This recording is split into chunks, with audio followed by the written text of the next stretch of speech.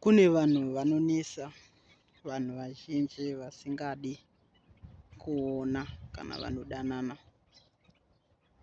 kana vanotaura vese vechiwirirana. Vanopinda pakati pavo vobva vatora zveuku nezveuku kuti muone kusiyana.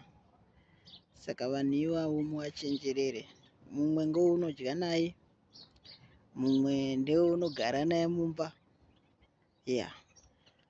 asi wako ungava mutorwa zvake anogara, unogara naye echibvawo somewhere, anonga echinzwisisa zvaunonga echida. Saka ndinoti kudai mazama kana kuri kuronga, musaronga neumweni munhu. Munhu anochinja, anopanduka. Saka munofana kuti wash out, kutarira kuti chii chiri kuitika ichi. Uyezve musazotora zvese zvese kuda kuudza munhu wese wese azive pawaswera nepawavira.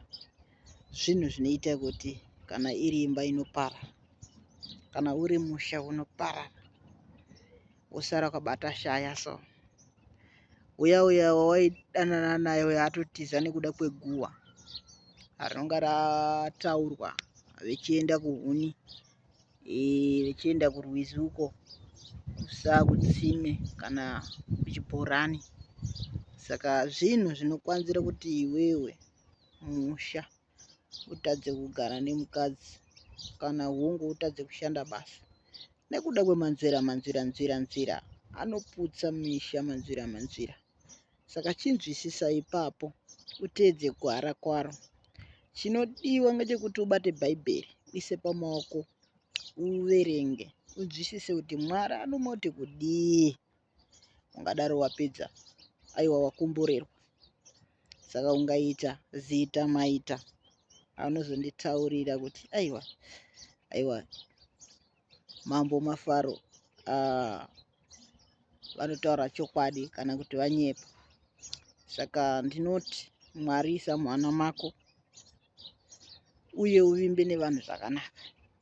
Zvemanzwira izvi siyanai nazvo zvinoitika izvi, kuti muchazochema kuita musodzi ipapo pamanzwira.